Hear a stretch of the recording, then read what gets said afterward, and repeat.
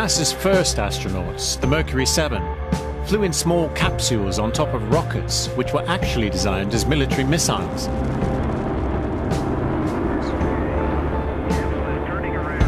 Men like John Glenn, the first American to orbit the Earth, became instant heroes across the country. They were paraded through towns and given keys to cities. Becoming an astronaut propelled you to the top of the celebrity A-list. They were paraded through towns and given keys to cities. Becoming an astronaut propelled you to the top of the celebrity A-list. Rusty, hello. Andrew Smith. Andrew, hi. It's really nice to meet you. Come in. I know you're really busy. Thanks for making the time for us. This is one of my wife's favorite. Oh, that's your expenses voucher.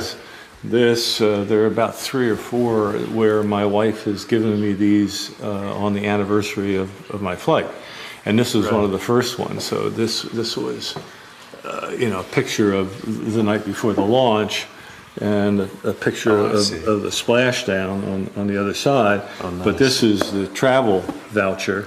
Here it is: Houston, Texas, Cocoa Beach, Florida, Earth orbit. U.S. Guadalcanal, i.e. and then Pacific Ocean, and then return to Houston. Right. What was that? All for $143.50. Basically, it says that the government quarters and meals were furnished, and therefore, that was deducted from my per diem. That's fantastic. Rusty's flight began on top of a Saturn V rocket just 4 months before a sister Saturn took Armstrong all the way to the moon. I can't help but ask Rusty what takeoff was like.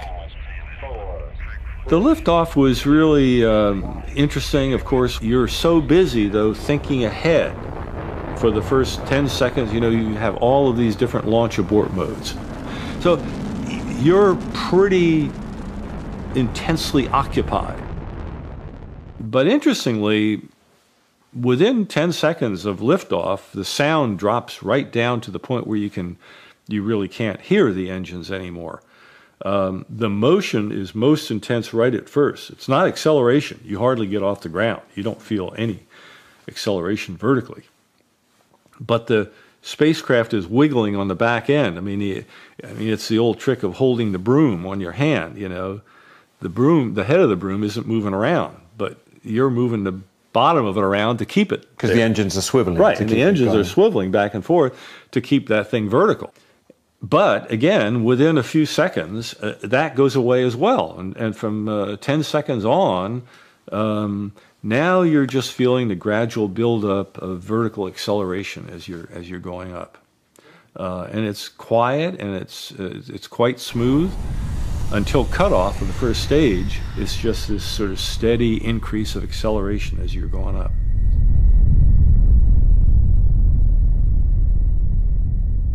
One of the frustrations that people have with Neil Armstrong, for instance, is that he won't talk about what it meant to him. Do you think that's because it meant less, or it meant... No?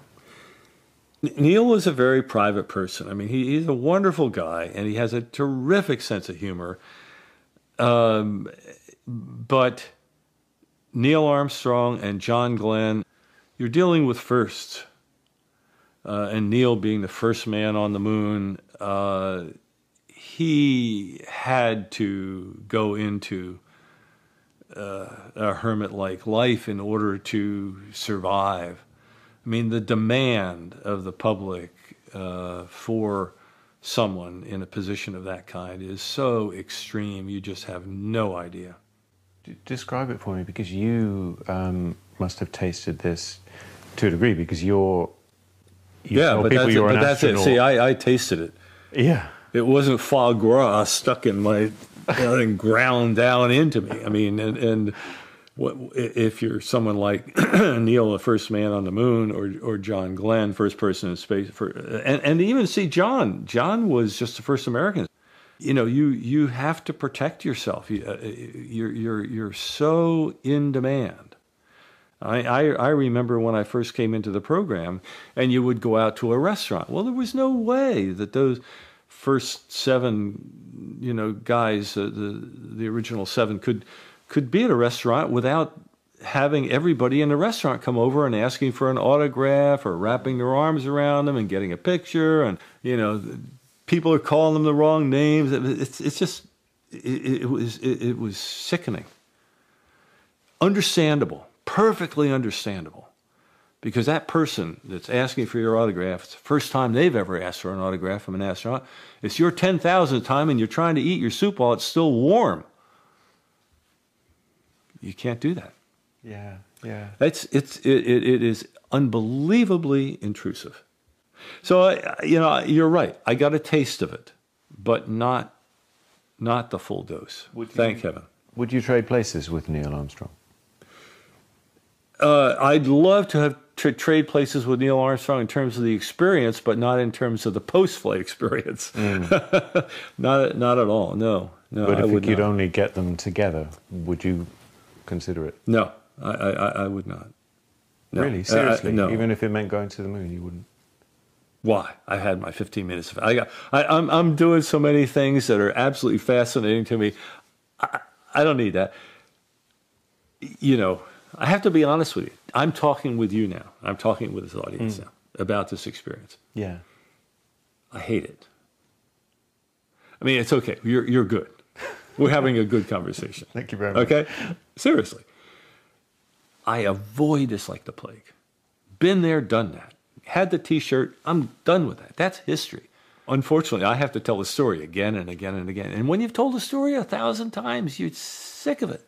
You don't even know anymore whether you're making things up or not. You're trying not to, but after a while, you don't quite know. And so, you talk to Walt Cunningham or Neil or Buzz or, Mike Collins or somebody, and we'll all talk about exactly the same event, and we'll all talk about it differently. We didn't necessarily experience it differently, but over years, it starts to diverge. You don't know. You're sick of it. You don't even know anymore whether you're making things up or not.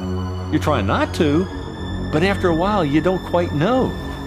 We'll all talk about exactly the same event, and we'll all talk about it differently.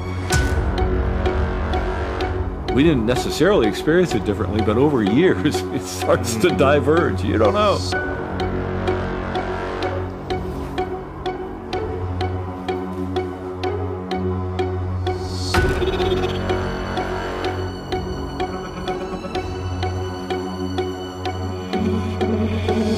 It starts to diverge. You don't know. You're sick of it.